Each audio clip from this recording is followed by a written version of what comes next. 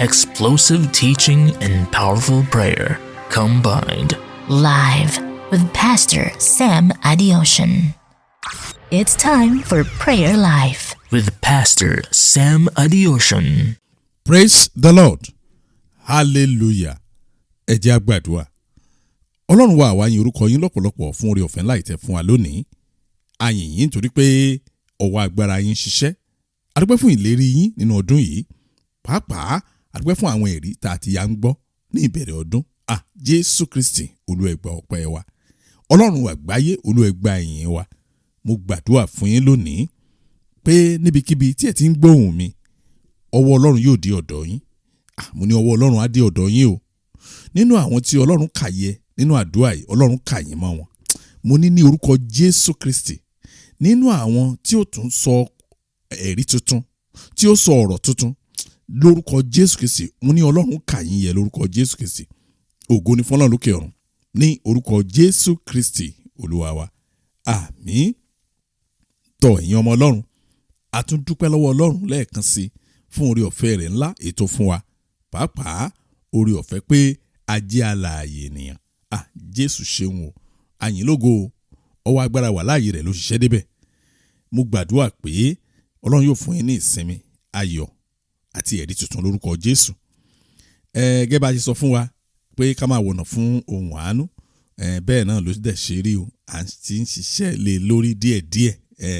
Lágbára Ọlọ́run nígbà tí oṣù yìí máa parí, ẹ tún rí ọwọ́ Ọlọ́run tuntun, ẹ ní òye tuntun, ẹ tún rí ìmọ́lẹ̀ tuntun, bẹ́ẹ̀ yẹn ṣe ń gbé ìgbé ayé ẹ̀. Kì í ṣe bẹ́ẹ̀ nìkan, Bible study náà á bẹ̀rẹ̀ sí wáyé díẹ̀díẹ̀.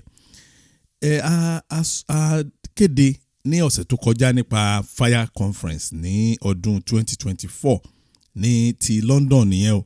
Mo dẹ̀ sọ fún wa pé bọ́lọ́run ti ń jẹ́ Ọlọ́run lọ́dún yìí, á dé ìlú kan sí, á dé orílẹ̀-èdè míì yàtọ̀ sí UK. Lágbára Ọlọ́run, ẹ̀yẹn máa wò. Ọlọ́run ti bá wa fọwọ́ sí. Ṣùgbọ́n déètì tí a fi ilẹ̀ yẹn, ó dàbí pé ẹ̀yin ṣáà máa tẹ̀lé ètò yìí, ẹ máa gbọ́ àwọn update díẹ̀díẹ̀. A ní adjustment kékeré kan torí pé program yẹn ti fẹ́ clash mọ́ program kan. A fẹ́ jẹ́ kí afẹ́káwa náà ní ìsinmi so that a lè ráàyè ṣe méjèèjì. Fire Conference London lọ́dún yìí August 9 ni, kì í ṣe August 7, August 9th 2024 lágbára Ọlọ́run. Ṣáà ti mọ̀ pé August náà ló máa jẹ́, kò lè yí padà lágbára Ọlọ́run. Ó dàbí pé iṣẹ́ ti ń bẹ̀rẹ̀. Mo dẹ̀ gbàdúrà pé gbogbo àwọn tí Ọlọ́run lò, kí ìrere tòótọ́ ó lè tàn kálẹ̀ ní orúkọ Jésù Kristi. Ọlọ́run á san fún wọn ní ọ̀nà tí ó yà wọ́n lẹ́nu ní orúkọ Jésù Kristi. Ẹ jẹ́ á wọnú àdúrà wa lọ. Ọwọ́ ńlá, tàbí ká sọ pé ọlọ́wọ́ ńlá, mighty hands, ọwọ́ ńlá.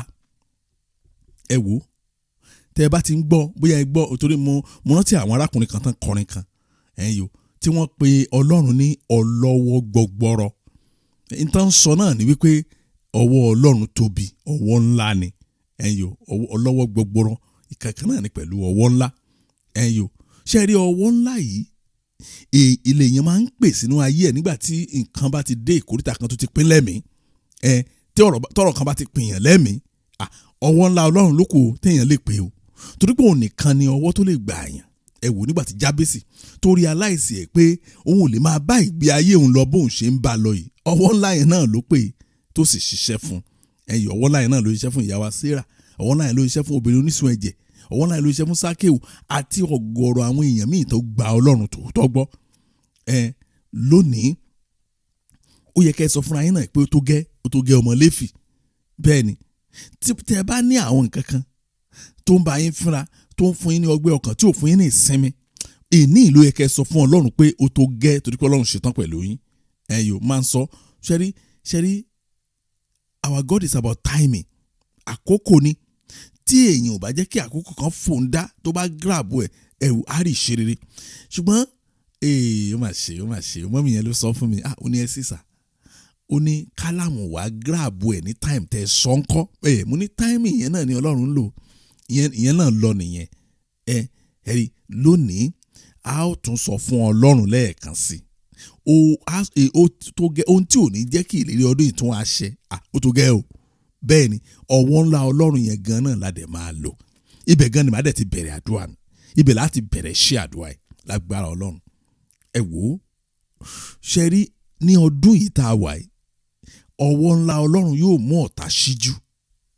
Bẹ́ẹ̀ ni mo sọ fún yín bí Ọlọ́run ti bẹ tí ẹ̀mí ẹ̀ ń bẹ láàyè gbogbo agbára aláyẹ̀tẹ̀lé agbára ọ̀tá gbogbo agbára tó ṣàdójúlé wa tó ní láyé sẹ́ẹ̀ a ò ní rí tiwa ṣe nígbà táwọn èèyàn ń sọ ẹ̀rí wọn tó ní rárá o ẹ̀rí kan tó ti sọ yẹn náà ni kò dì mú irọ́ o gbogbo agbára wọn á ṣíjú lórúkọ Jésù Kristi agbára kò á ṣíjú lórí àwọn ọmọ yín o. Bẹ́ẹ̀ ni mo sọ fún yín ẹni ẹ̀gbàgbọ́ ẹni ọmọ yẹn ti le jù ó máa ṣe o torí ẹ̀ la ṣe pè ní ọwọ́ ńlá torí ẹ̀ la ṣe pè ní ọwọ́ kọ́wọ́ ọwọ́ ńlá nípasẹ̀ agbára tó ń bẹ nínú ẹ̀jẹ̀ ọ̀dọ́ àgùntàn ní orúkọ Jésù Kristi gbogbo àwọn ọ̀tá yín á ṣíjú lójú ọ̀rọ̀ yín lórúkọ Jésù Kristi tí wọ́n bá ṣíjú lẹ́ràn wọn á ṣíjú lélẹ̀ ẹgbà bẹ́ẹ̀ ẹ̀rí ó jẹ́ kí n rántí ìwé Exodus chapter 6 verse 1 kíní kan wà ń bẹ Bíbélì sọ pé ó ní nígbà náà ni Olúwa sọ fún Mósè pé ní ìsinsìnyí ìwọ yóò rí ohun tí èmi yóò ṣe sí Fáráò pẹ̀lú ọwọ́ agbára ńlá mi ni yóò fi jẹ́ kí wọ́n lọ ṣe ti gbọ́ bẹ́ẹ̀ yẹn pẹ̀lú ọwọ́ agbára ńlá Ọlọ́run wọ́n á yọ̀ǹda yín ó máa ṣe ó dàbí ìlú kan tí mo lọ́dún kan ọmọ yẹn ṣàǹsùnkún ní yìnmínú wọ́n á sọ kí ló ṣe ọmọ yìí tó ṣe ọmọ ní ṣẹ́nìkan ló ń pè ní wọ́n ní rárá ó ní kó fòun lẹ̀ ẹ̀rí wọ́n fẹ́ wọ́n kọ̀ wọ́n máa ṣíjú ó jẹ́ dandan kan tọ́lọ́run sọ fún Mósè nìyẹn pé wọ́n á fi ọwọ́ agbára ńlá àwọn hàn yín torí àwọn ọmọ Ísírẹ́lì ò gbàgbọ́ láyé pé wọn ò ní pé tẹ́nìkan bá sọ pé wọn ò ní kú sínú ìsìnrú wọ́n á kàn rẹ́yìn ni wọ́n á ní kò possible ìdí ẹ̀ ni pé baba ńlá àwọn inú ìsìnrú ló kú sí ìyá ńlá àwọn inú ìsìnrú ló kú sí tó bá ní tí wọ́n ṣe fẹ́ yàtọ̀ ṣùgbọ́n mo fẹ́ sọ fún yín lónìí gbangba pẹ̀lú ìgbàgbọ́ nínú agbára Jésù pé ọ̀rọ̀ tí á yàtọ̀ sí rere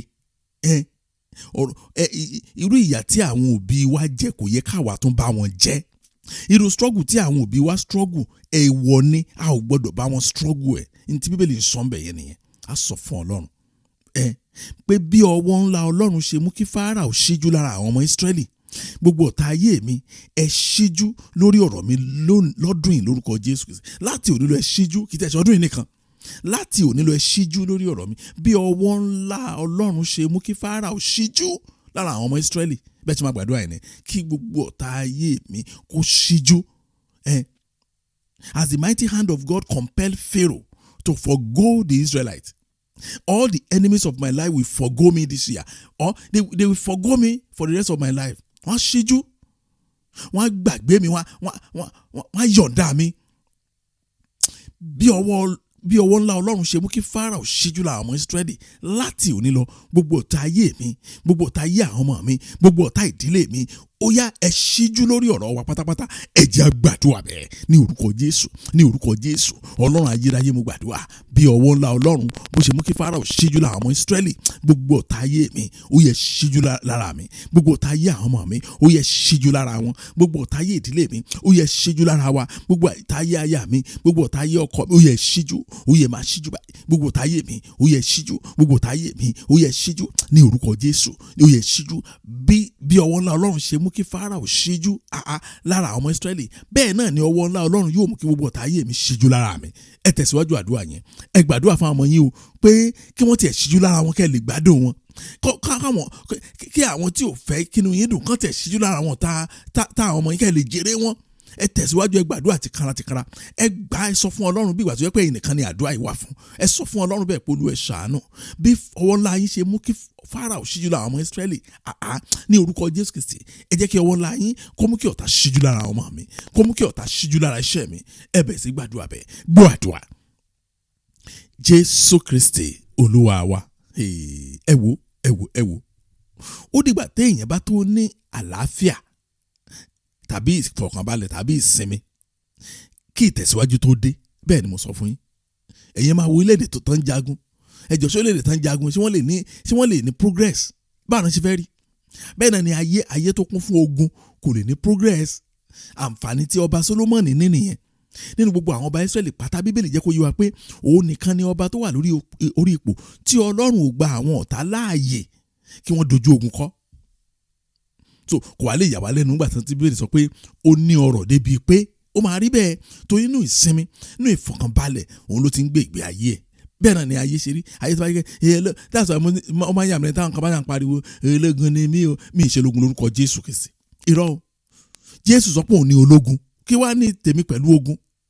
Abẹ́ẹ̀rí ẹ wo ẹ̀yin ọmọ Ọlọ́run, ṣe é rí ṣíṣíjú ọ̀tá nínú ayé wa yìí ó gbọ́dọ̀ ṣẹlẹ̀ ní gbogbo ọ̀nà ni o.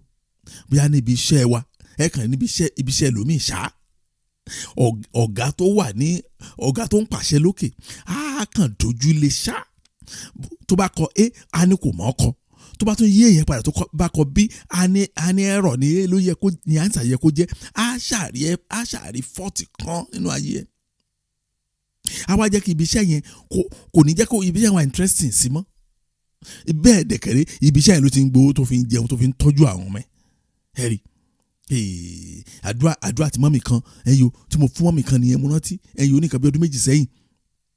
Nígbà tó wá di pé lóòótọ́ wọn ò tí ì níwèé ṣùgbọ́n o tó bá dọ̀la ó yá wọ́n máa sign wọ́n lọ sign signature wọn gan wọ́n sign débi pé wọ́n sign lójú oorun níbi tó burú dé wọ́n sign signature ẹ wá lọ sign o a máa wá lọ sign ẹ máa wọ́n gbọ́dọ̀ yọjú síbẹ̀ léraléra dẹ̀ ni kì í ṣe pé bóyá tí bá ti wá lẹ́ẹ̀kan ẹ̀ nídẹ̀ wọ́n á tún ní kó tó padà wá ẹnìkan ló wá sí wọn nígbẹ̀rẹ̀ ìpàkọ́ pé wo wàá kàn padà lọ́jọ́ kan ni wọ́n á kàn díẹ̀ ní pàǹpà ó di Nàìjíríà tó ti wá ìgbà ilẹ̀ rúbà wọn náà wá sọ fún wa mo ní Ọlọ́run ajẹ́ kan síjú lára yín àdúrà yẹn mo ní sọ fún Ọlọ́run bọ́lọ́run ṣe sọ fún bọ́lọ́run ṣe fi ọwọ́ ńlá rẹ̀ tó fi mú kí Fáráò kó síjú lára àwọn ọmọ Ísírẹ́lì pé kàn máa lọ bẹ́ẹ̀ náà ni gbogbo kì í ṣe ọ̀gá yẹn má dárúkọ ọ̀gá yẹn nìkan pé àwọn tó wà ní ibi àṣẹ lórí ọ̀rọ̀ ẹ̀ wọ́n á síjú ẹ wo wọ́n síjú lára wọn ò pè wọ́n mo ní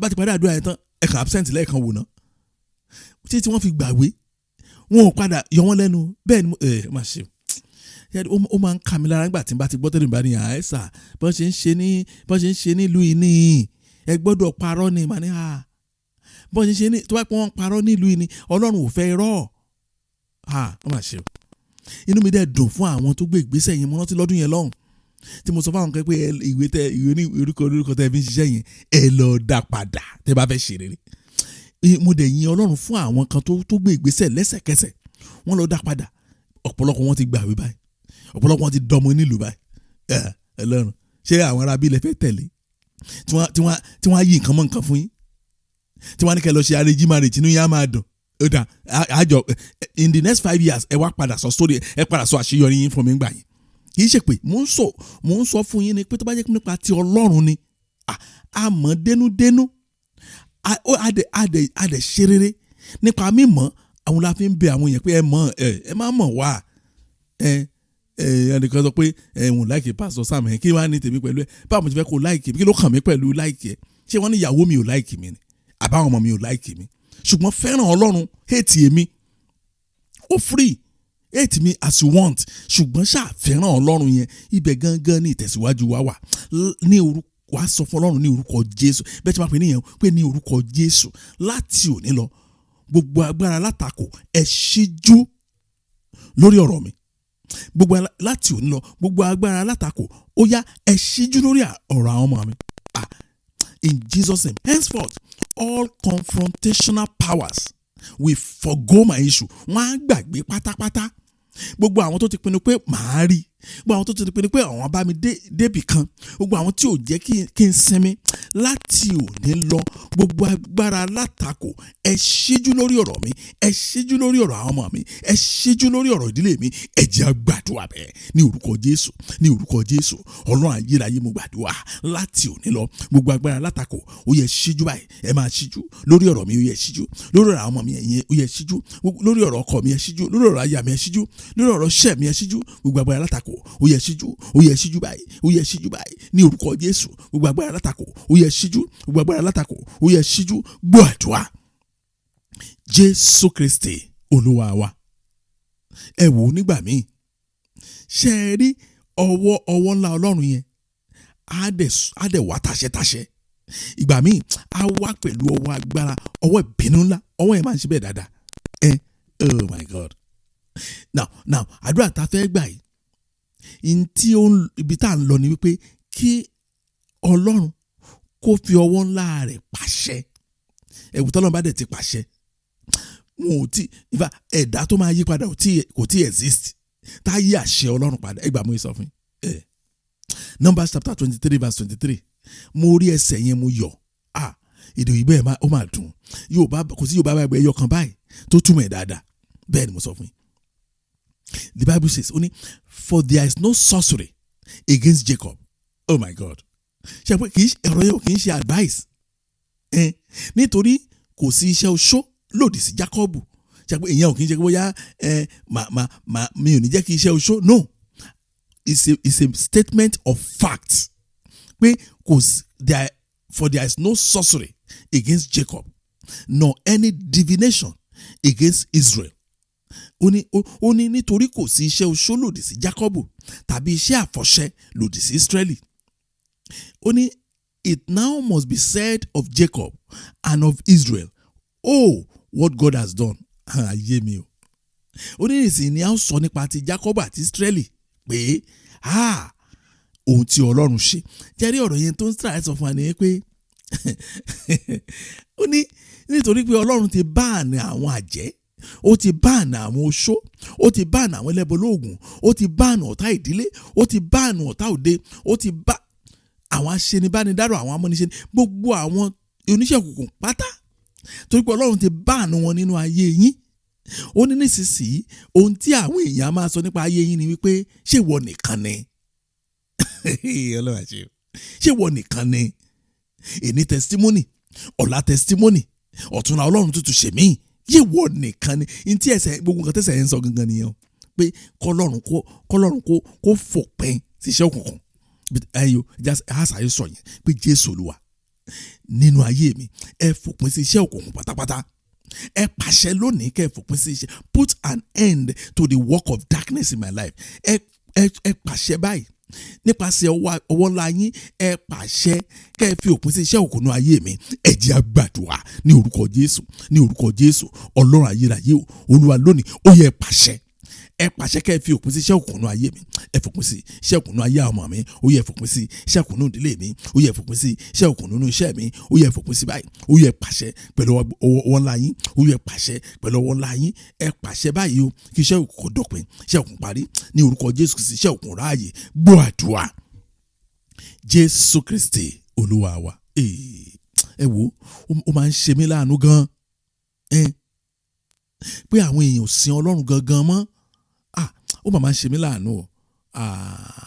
Nígbà míì ayé o ẹni tó pè rẹ̀ ní kìrìsìtẹ́nì tó sọ pé òun ọmọ Ọlọ́run, tá a lè dé ṣọ́ọ̀ṣì jọ Sunday tá a kọ orin hymn, tá a kò ń bẹ̀ tá a kọ orin ọpẹ́ àti ìyìn, tá a jó sí ìlú àti orin, tí wọ́n á pe àdúrà fún tání ní orúkọ Jésù o. Síbẹ̀ ẹnìkan wá sọ pé kó lọ fi ẹsẹ̀ ilé tọ́. I dey agree.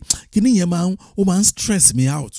Bígbà ó máa ń drain, bígbà tẹ́ pé èèyàn ṣẹ̀pẹ́tẹ̀ yẹn bá sáré ó wá sáré bíi wákàtí kan, ìgbà tó wá ṣe tán wọ́n á ní kó wá gúnyán. Ṣe pé wọ́n ti drain, eré yẹn ti drain agbára ẹ̀. Ṣe àwa rẹ̀ mí pátápátá pé ìwọ Ọlọ́run o. Ṣó yẹ kí wọ́n tiẹ̀ sọ ní fẹ̀rífẹ̀rí etí àwọn wọ̀nyí tán pé àwọn ní ọmọ Ọlọ́run yìí. Mọ̀só pásítọ̀ ń sọ bẹ́ẹ̀ náà láyé tá a wà yìí o. Àti ọmọ ìjọ á ní ó gbọ́dọ̀ fẹsẹ̀ ilé tọ́ ni o. Àbínú ayé yìí kọ́. Nígbà oh God, nínú ayé ìkan náà ni nígbà tí ìsọjí bá ń lọ lọ́wọ́, ìsọjí ìta gbangba láyé ìgbà kan, nígbà tí irú àwa yìí wà kékeré, àwọn babaláwo á máa kó oògùn wá, àwọn adáhùn ṣe wọ́n máa kó ṣẹ̀kùnkùn wọn wá. Oh God, gbogbo àwọn tó máa pè ní alágbára àdúgbò ó máa ń rẹ̀ wọ́n ni ní táìmù yẹn wọn ò lè gbérí. Ayé ìsìn kan láyé oh God, láyé kan náà tí ìṣe pé irú mi ti travel lọ tó mọ padà, nínú ayé kan náà mo ṣì wà. Babaláwo a máa sọ pé kọ́sítọ́mà ò ní àwọn pásítọ̀ yín. Babaláwo ẹnu ẹ̀ á gbà débi pé oh God ó mà ṣe o. Ìjà sọ fún Ọlọ́run ṣá, ìjà sọ fún Ọlọ́run. pé ní orúkọ Jésù láti òní lọ a ti sọ nípa tèmi pé iṣẹ́ òkùnkùn kankan kò ní dìde sí mi. Ṣáà gbàgbé ibi tá a kà yẹn pé Ọlọ́run ti pàṣẹ abájọ táwọn ọmọ Ísírẹ́lì fi ṣe rere ní orúkọ Jésù Kristi láti òní lọ a ti sọ nípa tèmi pé iṣẹ́ òkùnkùn kankan kò ní dìde sí mi lórúkọ Jésù. Iṣẹ́ òkùnkùn kò ní dìde sí àwọn ọmọ mi. Ṣé pé ọ̀tọ̀ ni pé kí iṣẹ́ òkùnkùn dìde kéèyàn máa jagun àdúrà ṣùgbọ́n wọn ò tiẹ̀ ní dìde rárá wọn ò tiẹ̀ ní débẹ̀. In Jesus' name, henceforth, it has been said about me that no work of darkness will rise against me in Jesus' name. Ṣẹ́rí tí Ọlọ́run bá gbọ́ àdúrà ìfún yín, oh God, ayé yín á dẹ̀ gba ìyàtọ̀ tuntun. In fact, á dé stage kan ẹ̀rù á máa bà yín. Ẹ gbà mo sọ fún yín o, àwọn kan máa ń bá mi sọ̀rọ̀ bẹ́ẹ̀ pé kí ló ń ṣẹlẹ̀ sà? Màá ní kí lẹ rí? Ó ti wá jẹ́ mi lọ́lọ́run sọ di báyìí mo ní tí ì rí nǹkan kan. Láti òní lọ a ti sọ nípa tèmi pé iṣẹ́ òkùnkùn kankan kò ní dìde sí mi. A ti sọ nípa tèmi pé iṣẹ́ òkùnkùn kò ní dìde sí àwọn ọmọ mi. A ti sọ nípa tèmi pé iṣẹ́ òkùnkùn kò ní dìde sí ìdílé mi. Ẹ jẹ́ a gbàdúrà ní orúkọ Jésù, ní orúkọ Jésù, ní orúkọ Jésù Kristi.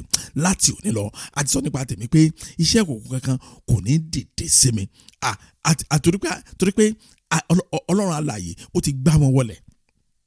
Torí pé Ọlọ́run alààyè ó ti pàṣẹ fún wọn. A sì sọ nípa tèmi pé iṣẹ́ òkùnkùn kankan kò ní dìde sí àwọn ọmọ mi. Ní orúkọ Jésù Kristi Ọlọ́run fún ìdílé mi ní ìsinmi. Ọlọ́run fún ayé mi ní ìsinmi. Ọlọ́run fún ayé mi ní ìsinmi. Ní orúkọ Jésù Kristi a ti sọ nípa tèmi pé iṣẹ́ òkùnkùn kò ní dìde sí mi, kò ní gbórí lórúkọ Jésù Kristi. Iṣẹ́ òkùnkùn kò ní gbérí lórúkọ Jésù Kristi. Gbọ́ àdúrà. Jésù Kristi Olúwa wa. Ẹ̀yin ọmọ Ọlọ́run, lẹ́nu kánsẹ́lì tí mò ń ṣe lọ́wọ́lọ́wọ́ báyìí ní ìlú London, mo ti gbọ́ lẹ́nu ẹnìkan sí méjì níwájú Ọlọ́run àti èèyàn tán sọ fún mi wípé àwọn wòlíì ti sọ fún wọn wípé ẹ̀gbọ́n báwọn wòlíì ṣe lè sọ fún yàn pé madam ó ti tó ẹjọ́ mo ti jáwọ́ lórí ọ̀rọ̀ yín o ẹ wo àwọn kan wá bá mi ayé mi o ṣé láyé náà ló ti ń ṣẹlẹ̀ báyìí. In fact, tí ìbá ṣe pé mi ni mò ń rí àwọn ìrírí yẹn tí wọ́n sọ mi dà mi nígbàgbọ́ o. Tó bá pé pásítọ̀ kan ló ń wàásù tó ń sọ̀rọ̀ tí mò ń sọ yìí mi nígbàgbọ́ o pé tó possible ni kí àwọn àjẹ́ kan bá pásítọ̀ pé ẹ máa gbọ́ o pásítọ̀ ẹni tó ń gbàdúrà fún yẹn o tó bá jáwọ́ wàá forí kó o. Oh God, ayé mi o Jésù gbà mí. Mo ní tó bá yẹ pé ọmọ ìjọ ni mí tí pásítọ̀ kan sọ bẹ́ẹ̀ pé ọ̀tẹ́nìkan wọn sọ bẹ́ẹ̀ fún mi pé pásítọ̀ kan sọ bẹ́ẹ̀ fún mi àní kò possible. Ṣùgbọ́n àwọn tí ìṣẹ̀lẹ̀ ṣẹlẹ̀ sí gangan ló ń bá mi sọ yìí. Mọ́mì yẹn ní wòlíì yẹn sọ pé iṣẹ́ tó gbé wáyé ó kọjá agbára mi o ó kọjá. Ṣé ìwọ ló fẹ́ ṣe ni àbí Jésù ló fẹ́ ṣe kí ló kẹ́ pé kó máa lọ wọ́n dẹ̀ gbowó o wọ́n dẹ̀ ti gbowó iṣẹ́ ṣùgbọ́n ó kọjá agbára wọn. Ẹ̀yin ọmọ Ọlọ́run, jẹ́ mọ̀ pé Ọlọ́run ní àmì tó máa ń sà sí àwọn ọmọ ẹ̀ tí àwọn ẹ̀mí òkùnkùn tó fi máa ń sá. Òun náà ló yà mí lẹ́nu jù. Ó dàbí question tí mo bí lọ dádì yẹn lọ́jọ́ kan. Mo ní sà ṣé ẹ ti gbọ́ rí kan sọ pé president lọ síbi kan pickpocket wá pick àpò ẹ̀ ó jí owó ẹ̀ ó yọ pọ́ọ̀sì ẹ̀ lọ. Wọ́n ní pickpocket àyẹ̀ wọ́n ní bí Ọlọ́run ṣe fẹ́ dáa ni mo bẹ́ẹ̀ ni mo sọ fún yín kò ṣeé ṣe. Tí pickpocket kan bá fẹ́ dánrú ẹ̀ wò tó fẹ́ pick pocket president nígbà tó bá sádùúgbò wọn ìjọ yẹn òun ló ti rí ayé mọ́ wọ́n lè pàdánù. Bẹ́ẹ̀ ni mo sọ fún yín. Ọlọ́run mi o nígbà tí àmì Ọlọ́run bá wà ní ara èèyàn tí àwọn ẹ̀mí òkun bá ríyàn gan àwọn kò ní fẹ́ try èèyàn wò àwọn kò ní fẹ́ dán wò wọ́n á sá fúnra wọn oh God wọ́n á create ọ̀nà láti sá ni. Bẹ́ẹ̀ ni níwájú Ọlọ́run àti èèyàn bẹ́ẹ̀ ni mo ń sọ fún yín. Jésù Olúwa ẹ fi àmì yín sí mi lára kí òkùnkùn rí sá. Ẹyọ àmì tí òkùnkùn tó ń rí sá àmì tí ọ̀tá ń rí tó fi ń yẹra fún mi. Ẹyọ irú àmì bẹ́ẹ̀ òun ni mo fẹ́ kẹ́ béèrè fún. Oh Lord, place your mark on me so that the darkness will see and run and the enemy will see and avoid me. Òkùnkùn á rí àmì yẹn lára mi á sá fúnra ẹ̀ láìsẹ̀ tó ń lé. Ọ̀tá máa rí àmì yẹn lára mi á yẹra fún mi. Èmi gan fẹ́ bá aṣọ rẹ̀ láì mọ̀ èmi ò kúkú mọ̀ pé ọ̀tá ni.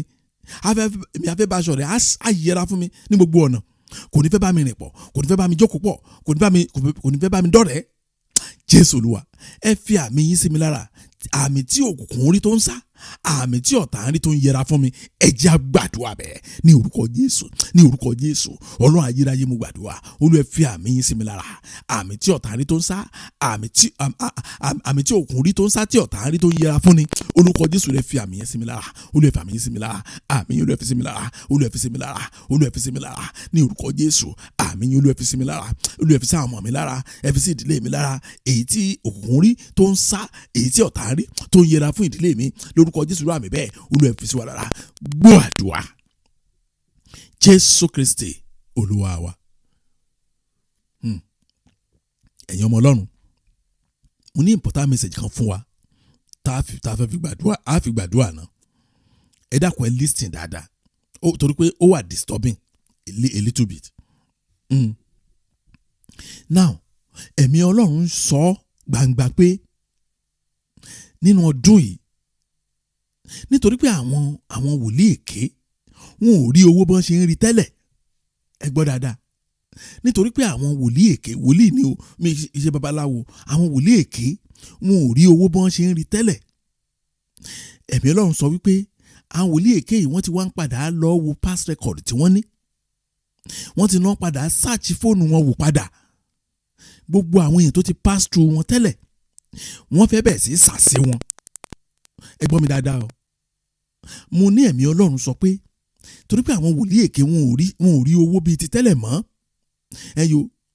Àwọn èèyàn ti ń gbọ́n, bẹ́ẹ̀ ni mo sọ fún yín, even àwọn tí ò tí ì mọ ọ̀nà òtítọ́, òye ti ń yé wọn díẹ̀díẹ̀. Bọ́n ṣe ń gbowó tẹ́lẹ̀ tán ṣe yànfùyànfù yẹn kò fẹ́ yọ bẹ́ẹ̀ mọ́. Àwọn náà ti wá device method kan, wọ́n ti lọ ń wo past record wọn, àwọn tí wọ́n ti gba details wọn, àwọn tí wọ́n ti gba orúkọ wọn, wọ́n ti gba orúkọ àwọn ọmọ wọn, wọ́n ti gba orúkọ ìyá ẹlòmíì, wọ́n ti gba orúkọ bàbá ẹlòmíì, wọ́n ti mọ ẹlòmíì délédélé. Wọ́n wá padà lọ bẹ̀ sí sàsí àwọn wọ̀nyẹn. Kí iṣẹ́ wọn lè bẹ̀rẹ̀ lọ́tún, kí àwọn èèyàn lè tún bẹ̀rẹ̀ sí sáwá lọ́tún pé àwọn fẹ́ fẹsẹ̀ lè bọ̀. Bẹ́ẹ̀ wá ní ká gbàdúrà kan, àdúrà náà ni mo fẹ́ pè fún yín báyìí. Ẹ sọ fún Ọlọ́run, gbogbo ìwé ayé mi, all my personal records, gbogbo ìwé ayé mi tó ń bẹ ní ìkáwọ́ àwọn wòlíì èké àti àwọn oníṣẹ́ òkùnkùn, ẹ jẹ́ kí ọwọ́ ńlá yín fà jáde kúrò lábẹ́ wọn. Àdúrà yín nìyẹn. All my details that are in the hands of false prophets and occultists, let your mighty hand retrieve them in Jesus' name. Gbogbo àwọn ìwé ayé mi, ọ̀rọ̀ ayé mi, àṣírí ayé mi, ètò ń bẹ ní ìkáwọ́ àwọn wòlíì èké àti àwọn oníṣẹ́ òkùnkùn, ọwọ́ ńlá Ọlọ́run lónìí ó yá fà jáde lábẹ́ wọn, ó yá fà yọ kúrò lábẹ́ wọn, ó yá fà jáde kúrò ní fáìlì wọn. Ẹ jẹ́ á gbàdúrà bẹ́ẹ̀ ní orúkọ Jésù, ní orúkọ Jésù. Ọlọ́run ayérayé mo gbàdúrà, gbogbo ìwé ayé mi, gbogbo details mi, gbogbo iṣẹ́ mi, orúkọ àwọn ọmọ mi, orúkọ ọkọ mi, orúkọ aya mi, orúkọ àwọn òbí mi tó ti ń bẹ lọ́wọ́ àwọn wòlíì èké àti àwọn oníṣẹ̀ṣẹ̀, ní orúkọ Jésù Kristi ó yẹ fà jáde kúrò lábẹ́ wọn. Ẹ yọ kúrò ní fáìlì wọn pẹ̀lú agbára yín ni o. Ẹ ti ní ọwọ́ ńlá yín ó lè ṣe lórúkọ Jésù. Olúwa ẹ fà details mi yọ, Olúwa ẹ fà yọ kúrò ní abẹ́ wọn, Olúwa ẹ fà yọ kúrò ní ọwọ́ wọn, Olúwa ẹ yọ báyìí kúrò ní fáìlì wọn ní orúkọ Jésù Kristi. Wọn ò ní rí ṣe lórí ọ̀rọ̀ mi ní orúkọ Jésù. Lọ́dún yìí wọn ò ní rí ṣe lórí ọ̀rọ̀ mi lórúkọ Jésù. wọn ò ní rí ṣe o, wọn ò ní ṣe lórí ọ̀rọ̀ mi. Gbọ́ àdúrà Jésù Kristi Olúwa wa. Ẹ dákun mo fẹ́ kẹ́ mú àdúrà yẹn ní ọ̀kúnkúndùn. Ọ̀kúnkúndùn means pé kẹ́ take it seriously. Ẹ jọ̀ọ́ ẹ̀yin ọmọ Ọlọ́run, ẹ jọ̀ọ́. Now ẹlòmíì máa ń sọ̀rọ̀ kan, èmi ò kún yálé kiri, mo ní wẹ́ mo ti gbọ́. Ṣùgbọ́n ààrẹ ẹlòmíì náà tí ò yálé kiri tó yẹ pé ó kàn kúrò ní ṣọ́ọ̀ṣì tó ń lọ ni bọ́ sí ṣọ́ọ̀ṣì míì, ó tán o. Pásítọ̀ ṣọ́ọ̀ṣì tó ń lọ tẹ́lẹ̀ ló bá takú.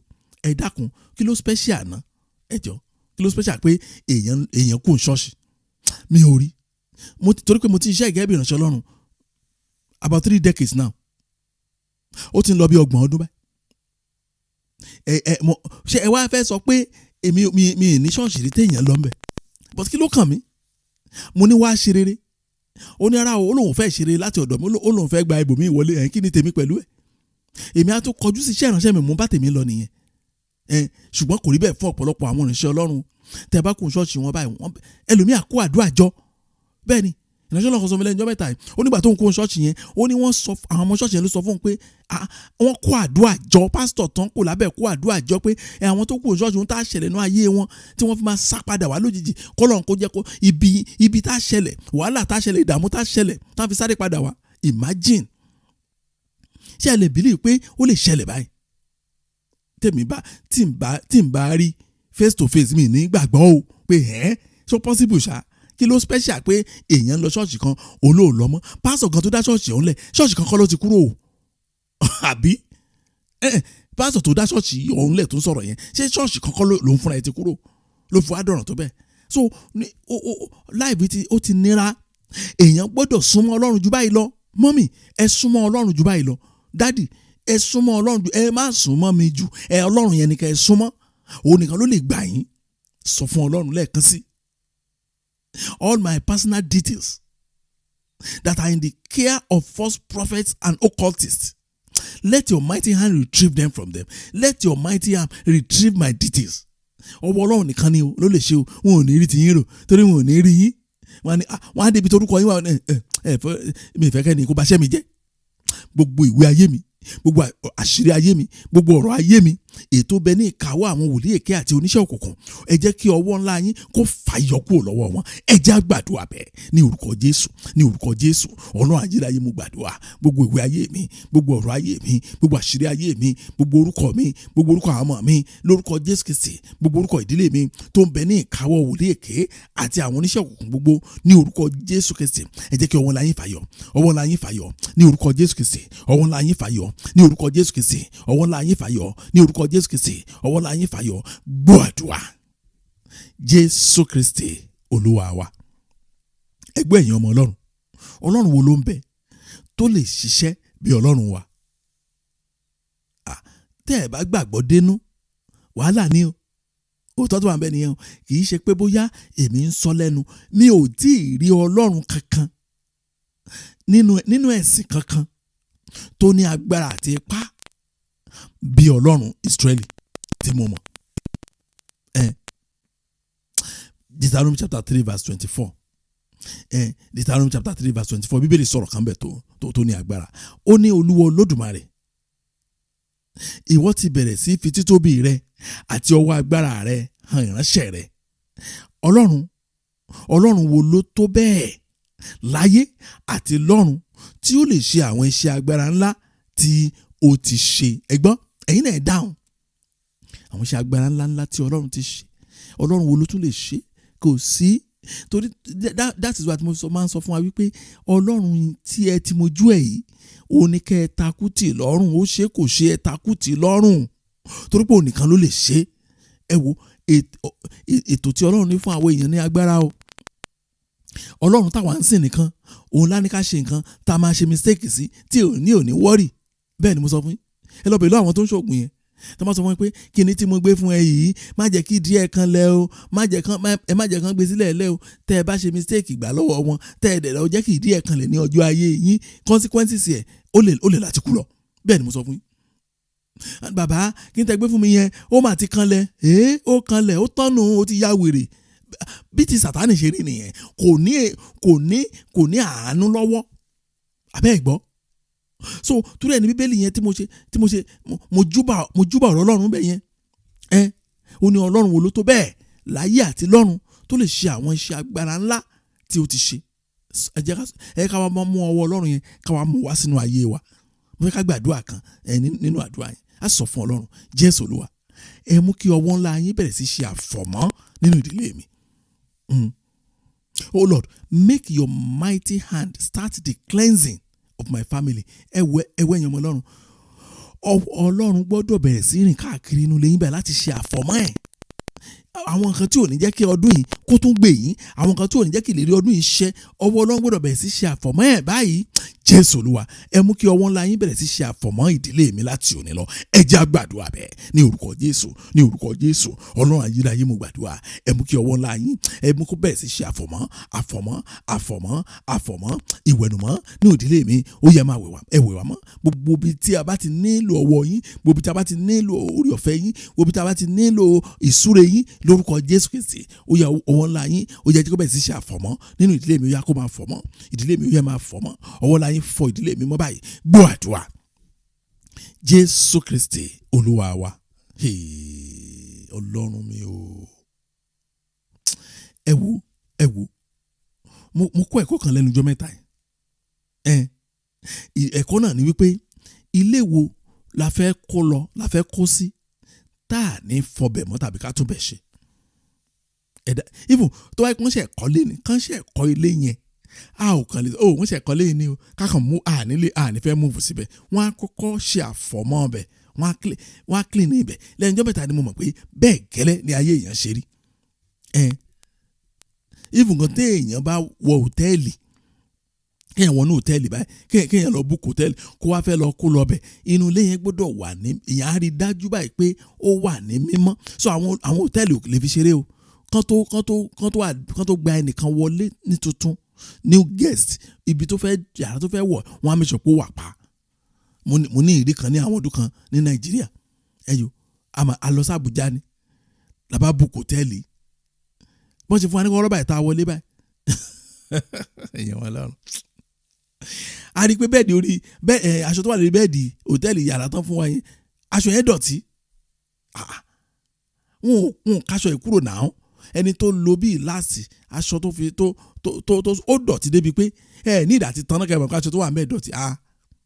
Immediately pọ́tà tó bá wa gbé báàgì gòkè, immediately ló sápàdà oníṣà ìjáde.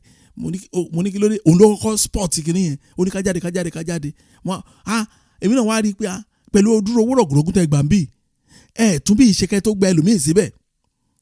Mo wà sure pé lọ́jọ́ yẹn staff kan máa sáàkì ẹ̀ lọ́jọ́ yẹn, torí ọ̀gá wọn bínú débi pé bí ìgbà tó yẹ pé wọ́n gbà yàwó ẹ̀ ni.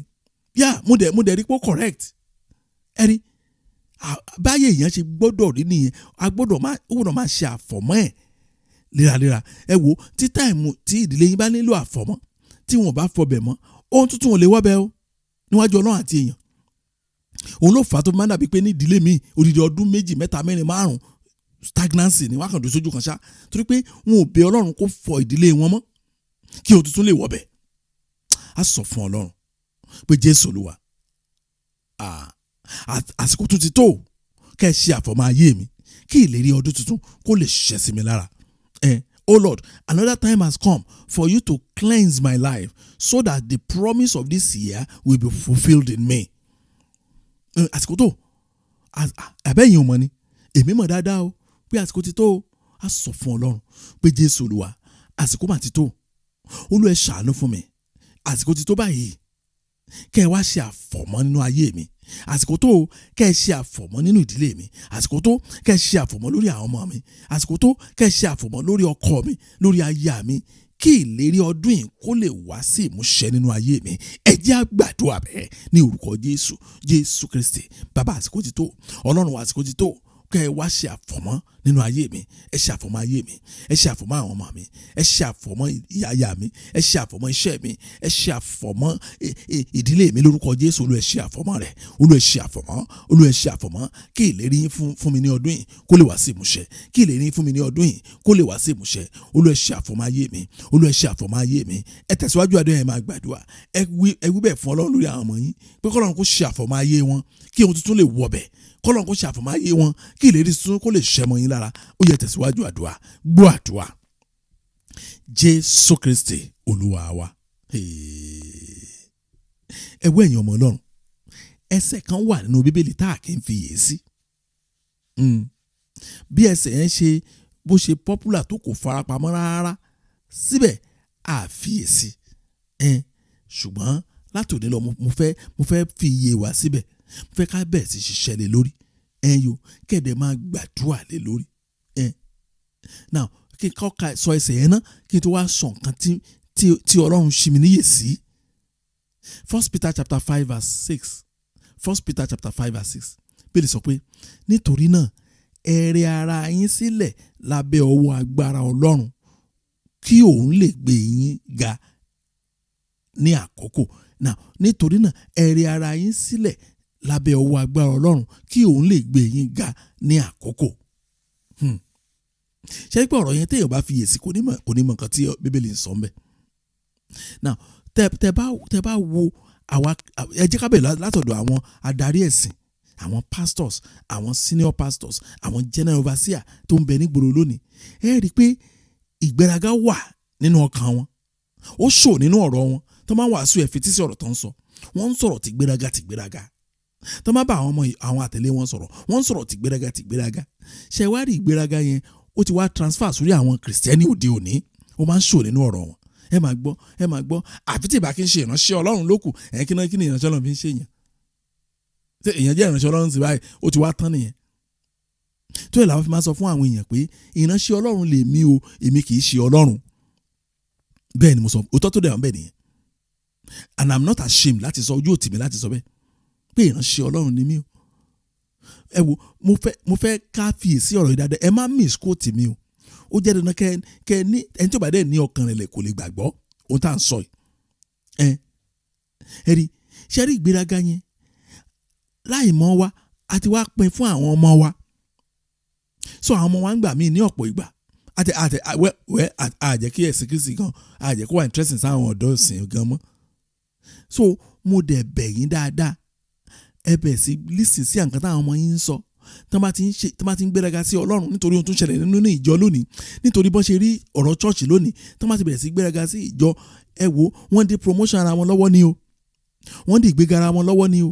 Tọ́ bá ní ìgbéga báyìí kò ní pẹ́ o. Mò ń sòótọ́ fún wa tí Ọlọ́run jẹ́ kí iye wá sí sí nìyẹn o. Ó dẹ̀ fẹ́ ká gbàdúrà lé lórí. Ẹ jẹ́ ká tẹ̀kọ́ gbàdúrà náà ká tó máa tu lẹ́yọ kọ̀ọ̀kan. A sọ fún Ọlọ́run pé Jésù Olúwa, ẹ tètè bá àwọn ọmọ mi pàdé kí wọ́n sìn yín jù mí lọ. Mo fẹ́ ká gbà máa túmọ̀ ẹ̀ fún wa. Oh Lord, meet my children quickly so they serve you more than me. Mo fẹ́ ẹ wo ok jẹ́ ká kọ́ gbà náà pé Jésù Olúwa, ẹ tètè bá àwọn ọmọ mi pàdé lónìí. Ẹ bá wọn pàdé pẹ̀lú ọwọ́ agbára yín kí wọ́n lè sìn yín jù mí lọ. Ẹ jẹ́ á gbàdúrà bẹ́ẹ̀ ní orúkọ Jésù. Ọlọ́run ayérayé mo gbàdúrà, Olúwa ẹ tètè bá àwọn ọmọ mi pàdé lónìí kí wọ́n lè sìn yín jù mí lọ, kí wọ́n bẹ̀rẹ̀ sí sìn yín báyìí jù mí lọ. Olúwa ẹ bá àwọn ọmọ mi pàdé, Olúwa ẹ bá wọn pàdé lónìí níbikíbi tán. Àwọn ọmọ mi jẹun lọ́wọ́ ni, ṣé wọ́n sùn ni, ṣé àjọ ń gbàdúrà yìí ni, ṣé wọ́n rìn ni, ṣé wọ́n relax ni, ṣé school náà wà ni, ṣé ibiṣẹ́ náà wà ni, ṣé wọ́n wà pẹ̀lú ìdílé wọn. Lórúkọ Jésù Kristi, Olúwa ẹ bá wọn pàdé, Olúwa ẹ bá wọn pàdé kí wọ́n sìn yín jù mí lọ. Olúwa ẹ bá wọn pàdé kí wọ́n sìn yín jù mí lọ. Olúwa ẹ bá wọn pàdé kí wọ́n sìn yín jù mí lọ. Gbọ́ àdúrà Jésù Kristi Olúwa wa. Ẹ̀wọ́ ẹ̀yin ọmọ Ọlọ́run, ewu wà ń bẹ o. Bí ẹ bá sin Ọlọ́run ju àwọn ọmọ yín lọ, ewu gidi wà ń bẹ o. Ẹni ariwo mi pọ̀. Mi ìfẹ́ máa mẹ́nuba consequences ẹ̀ ní nítorí àkókò wa. Mi ìfẹ́ máa mẹ́nuba àtúbọ̀tán ẹ̀ ní. Ṣùgbọ́n tí àwọn ọmọ yín bá ti di pé I don't want to go to church, ewu wà ń bẹ o. Ẹ tètè máa àdúrà ni. Ẹlẹ́ máa rí ẹgbà abo ẹgbà àràn ni. Tẹgbà bá ràn wá ṣé wọ́n á dé ipò tán wà tẹgbà bá ràn. Ẹ tètè takùtì Ọlọ́run lọ́rùn o. Kẹ́ ẹ tiẹ̀ fi ọ̀rọ̀ owó ni kẹ́ ẹ filẹ̀, kẹ́ ẹ secure future yín, kẹ́ ẹ fi secure future àwọn ọmọ yín náà. Tó wà bẹ́ẹ̀ nìyẹn. Tẹ́ bá pé ìdílé yín ẹ̀yin ìyá tàbí bàbá ẹ ti sin Ọlọ́run ju àwọn ọmọ lọ. Ẹ dẹ̀ gbàgbọ́ pé ó nọ́mà, ewu gidi bí ìgbà téèyàn mú orí ejò báyìí tó fi ń họ imú ni. Nítorí Ọlọ́run jẹ́ kó Ọlọ́run fò yẹ wa nìyẹn mú sọ fún wa. Èyí máa ń sọ fún àwọn ọmọ tèmi o. Wípé kí wọ́n sin Ọlọ́run jù mí lọ o. Mo tẹ̀ dúpẹ́ máa ń sọ fún wọn pé mo tẹ̀ dúpẹ́ lọ́wọ́ Ọlọ́run fún yín. Torí pé ìgbà tí irú wa wà ní èjì yín àléye kankan kò sẹ́ni tó ṣe rédíò àti gáìdì wa. Irú bàbá tí wọ́n báyìí tó jẹ́ pásọ̀ ń gbà yẹn báyìí ó nìkan lọ́lọ́run pè ní ó wà bá náà fámílì ẹ̀ ní tó lòun iṣẹ́ ìránṣẹ́ dìdìrín wèrè kiri, iṣẹ́ ìránṣẹ́ dìdìrín. Pásọ̀ tó bá yẹ pé kò iṣẹ́ ìránṣẹ́ your first ministry ní ìdílé ẹ tí iṣẹ́ ìránṣẹ́ àkọ́kọ́ ò bá kí n ṣe fámílì ẹ you are done for tó bá jẹ́ ìránṣẹ́ Ọlọ́run tàjọ́ ń gbàdúrà ẹ̀. Ọ̀pọ̀lọpọ̀ àwọn ìránṣẹ́ Ọlọ́run á ní èmi lọ́lọ́run pé Ọlọ́run wọn ní kí àwọn ọlọ́jọ́ kò sẹ́gbẹ́ kan èmi nìkan lọ́lọ́run pé àti ẹ̀gbọ́ta àwọn yẹn wọ́n ti bà ìdílé wọn jẹ́ wọ́n á tún transfer sórí ọmọ pásítọ̀ mi kò ráyè ọmọ ẹ̀ rárá iṣẹ́ ìránṣẹ́ yìí náà ni à ń lọ ṣe program a fẹ́ gbàdúrà fún àwọn èèyàn ẹ̀yọ tí adé bàjẹ́ lójú ẹ̀ ṣùgbọ́n mo fẹ́ bẹ̀ yín èèyàn ọmọ Ọlọ́run ministry yín àkọ́kọ́ ó ní àwọn ọmọ yín o tẹ́bá tọ́mọ wa ní ẹ wá rí pé iṣẹ́ ẹ̀ ń lọ déédéé ẹ̀yin náà dákẹ́ ẹ̀ ń gbowó ẹ̀ ń yọ̀ yé ẹ jẹ́ kí n dákẹ́ síbẹ̀ ẹ má yẹ kí n continue ọ̀rọ̀ yẹn so mo ń sọ̀rọ̀ ń tèmi ń bá àwọn ọmọ tèmi sọ mo ń sọ fún yín máa sọ fún yín pé ẹ máa sin Ọlọ́run ẹ sìn bẹ́ẹ̀ ṣe ń bá a lọ yìí ẹ máa sìn ẹ tẹ̀síwájú o ẹ má jẹ́ kí n kó o lábẹ́ bó ti wù kórí kó gbé yín kó lójú ọ̀nà yìí o torí nínú lójú ọ̀nà yìí gangan ni Ọlọ́run tẹ̀ ń sìn ibẹ̀ ni ìgbéga yín wà ibẹ̀ ni ìṣẹ́gun yín wà ibẹ̀ ni ìṣerere yín wà ibẹ̀ ni ayọ̀ yín wà bẹ́ẹ̀ bá fẹ́ pẹ́ láyé ibẹ̀ náà ló wà tẹ́ bá fẹ́ ní àlàáfíà ibẹ̀ náà ló wà ẹgbọ́n tó bá bí sọ ni ó ní therefore humble yourself under the mighty hand of God that he may exalt you in due time. ẹ wo ọwọ́ agbára yẹn òun ló lè fi gbé wa láti sàlẹ̀ báyìí tá a gbé wa sókè síbẹ̀ náà jíṣẹ́ mọ́ agbára yẹn ó lè lù wá ó lè gbá wa lórí kanlẹ̀ bẹ́ẹ̀ ni jíṣẹ́ mọ́ agbára yẹn náà ni ó lè ṣe rere ó lè ṣe ibi fún ẹni tí ò ṣe kí ni o tí ò rí ara rẹ̀ sílẹ̀ lábẹ́ ọwọ́ agbára rẹ̀ á sọ fún Ọlọ́run lẹ́ẹ̀kan sí pé Jésù Olúwa ẹ ṣàánú fún mi lónìí ẹ tètè bá àwọn ọmọ mi pàdé jẹ́ pé mi sọ pé ẹ tètè bá ọkọ mi pàdé ẹ tètè bá aya mi pàdé mi sọ yẹn o ẹni tó bá lọ́kọ tí Ọlọ́run ò bá bá ọkọ ẹ̀ pàdé ẹ̀yin òun ló òun àtọ́lọ́run ló lẹ́jọ́ ẹni tó bá ní ìyàwó tọ́lọ́run ò bá ìyàwó ẹ̀ pàdé yẹn ò kàn mí ṣùgbọ́n àwọn ọmọ yín kì í ṣe pé ó kàn yín nìkan ó lè líìdì yín dé ọ̀run àpáàdì bẹ́ẹ̀ ni mo sọ fún yín